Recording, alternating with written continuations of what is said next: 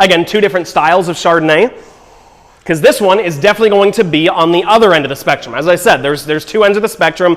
I think both really actually fall into sort of a balanced side, but when people ask for or want a bigger, richer, maybe more oaky or buttery style of Chardonnay, this is what your guest is kind of looking for. And so, again, like we always do in customer service, you guys read your guests and see what they're looking for, what they want to pair with their food, what they're feeling like, what have you. This is a great example of if somebody says, hey, I usually like Chardonnay, typically they're going to say, they're meaning, I like a bigger, richer style of Chardonnay. So you can ask some more questions, but this might be something that they're looking for, because this is more of a, what I would call a classic Californian style Chardonnay. Not only that, it's the best-selling Chardonnay, not only in Texas, in the country. This bottle here, literally statistics will show that Rombauer Chardonnay sells better than any other Chardonnay in the country in its price point. And so you have something that should just be an easy sale. Again, it's on your bottle list. It's not, this isn't a buy the glass option. It's a buy the bottle option. However, I think you guys can do really, really well with this once you try it, once you, again, talk to your customers and hear what they're looking for. This is something that should do, I would think, very well for you, because literally everywhere else that it is, it sells like hotcakes. And what does that do for you guys? That pads your tips and your pocketbook, right?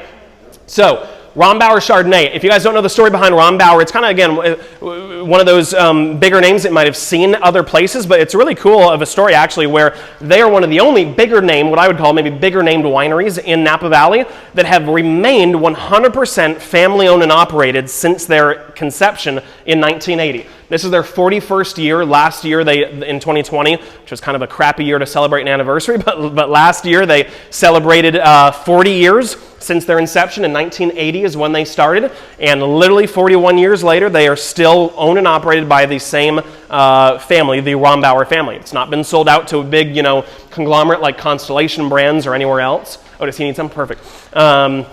They have remained in the family. In fact, Kerner Rombauer, the sort of patron saint of Rombauer, if you will, the guy who started it all back in 1980, he recently just passed away a couple of years ago, but before he did, he handed it down to his kids and their kids, and it's now actually the third generation of family members that are working on the wines all together. So one of them actually lives here in Dallas, up in kind of off of Lover's Lane, Preston area, and she's obviously, her last name is Rombauer. One of the daughters lives here. And as I say, their rep works for the family and has for a long time, lives right here in Oak Cliff. So this is something that again, I think you guys can do really well with. But I think it's really cool. It's 100% family owned and operated. They're all also, going back to organics and stuff like that, they aren't 100% organic, but they are converting a lot of their vineyards over to organics, and they're actually the biggest sustainable winery in all of California. In fact, they are leading the way when it comes to water preservation. If you're familiar with wine making, there's a lot of water that is used in the world of wine. For how big they are, they use about 1/10 of the amount of water as any other winery that is sort of their size. They are really big on water conservation, on giving back to the planet, giving back to also through charities and stuff like that. It's just a really cool family. Since we picked these guys up in the last year and a half, I've fallen in love with really the whole lineup. So hopefully you guys enjoy it. But do you guys see the difference when you try this Chardonnay as opposed to the last Chardonnay? Yeah, you can see this one has more body, right? More richness, more creaminess, a bit more of that oak sort of on the nose. If you smell it, has more of that oaky presence. What do you guys think? Delicious. Very California. Man, I hate this, one of those things that I kind of pride myself in being like a really, nerdy wine drinker. I like really esoteric, off the wall stuff that nobody's ever heard of before.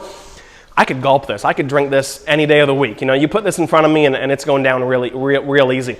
That's the thing. I think with your guests as well. Yeah, see, I see some empty cups already.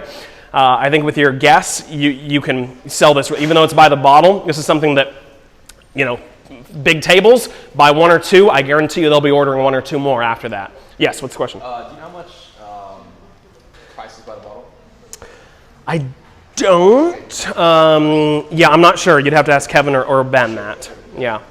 Any other questions? But I would guess, knowing what you guys buy it at, I would. 67 or 69. Okay, I was gonna say somewhere between 70 and 100 is what I would guess. But yeah, it's gonna be under 100 definitely. Yes. You said it started in 1980? 80. Yep. 41 years in the family. Yep. 1980 was their first vintage. 41 years ago. Yeah. Yeah, we're getting older up. 40 years ago. Yeah, 40 years. I know, makes me feel old too. Any other questions on this? You guys think you can sell this? I think this is, as I say, an easy sell, not only with the name people recognize, they'll see it on your menu and probably just order it right away. But if people are, again, looking for a Chardonnay, looking for something recognizable, looking for a bigger, richer white, any of those types of things, or even just a white before they move into their reds, this is an easy way to go, and again, can rack up the bill pretty easily. Yes? Not organic, but sustainably farmed. Yeah, so sustainable is just sort of the step before organics. They're converting a lot of their vineyards into organics, but they're just not there yet. They have a lot of vineyards. Did one also from Napa or? Yes, this one is Napa, yep, Napa Valley. Are organic wines and natural wines the same thing? Great question, and unfortunately, if I were to answer that question completely, it would take way too much time. The simple answer is no. The sort of addition to that is, to be what we call natural wines, you have to at least be organic. Kind of like we were talking about with biodynamics earlier. Biodynamics is sort of another step toward natural. This is where it gets convoluted. The word natural, or when you hear of people talking about natural wines, there's no laws, unfortunately, that dictate the term natural. So kind of like when we say organic, there's things that say, if you are organic, you have to be doing this, this, and this, right? There's boards that certify organic. Natural, there's no such boards. People can call themselves natural and be the biggest grocery store wine you've ever seen, and they're just lying because they're not actually natural. But no one's going to stop them because there's nothing to stop them, right? So that's what makes it kind of diluted, is that natural has no laws around it. However, no, natural typically is going to be things like organic at the very least, using native yeast, no added yeast to manipulate it and make it taste a certain way, basically. Usually made in really small batches. There's a whole bunch of things that go along with natural wine, and we'll get to one of them. Actually, the very next wine, good example, is a completely natural wine, and we'll get into that in a second. Just a second, before I get to you, this young lady has had her hand up for a while. What would you say, like, the tasting notes on this are? Sure, so tasting notes on this. Obviously, buttery is going to be an easy one. That's, again, that buzzword that people think of when they think of Chardonnay. Also, I would say it has a lot of tropical fruit. So whereas the last couple whites have had more what I would call citrus fruit, more like the brighter toned fruit, like lime, lemon, things like that. This has more of your kind of, again, orchard fruit, more tropical fruit, more like your melon, pineapple, mango, papaya, those sort of richer, seductive fruits, if you will. Any other questions on this? Just one for me. When you say native yeast, Yeah. how is that opposed to like regular yeast? He's saying it as opposed to like a lab-grown strain. He's native to the place. Yeah, so just is it actually to the place of Napa or like Yeah, so great question. So both and. The easiest way to answer that is when grapes grow, like a lot of viticulture, when grapes grow on the vine and you harvest them and bring them into the winery, they have a native yeast, or what they call an ambient yeast, already on the grape skins themselves. Like it grows on the grape skins. And so when you harvest them and put them into a tank, natural wines like this one, winemakers will just throw it into a tank, cover the tank or leave it open, whatever they want, bring it to a certain temperature, and the yeast will automatically start eating through the grape skins and making wine, basically. It'll do it on its own. What's scary to some wineries is that that's an uncontrolled process, right? You're trusting that yeast is going to bring about a certain flavor that you like and is going to turn out good and whatever.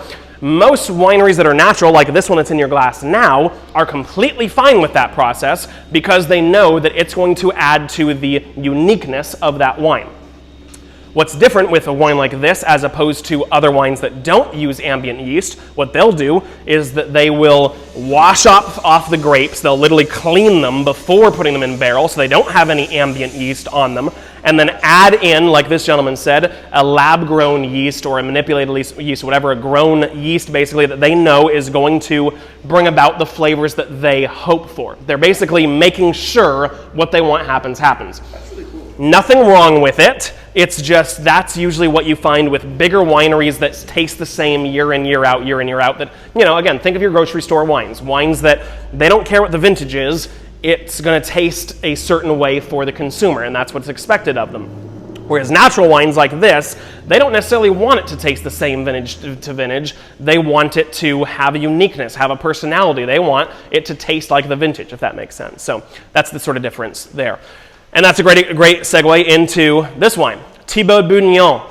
I feel like we need to say this all together because this causes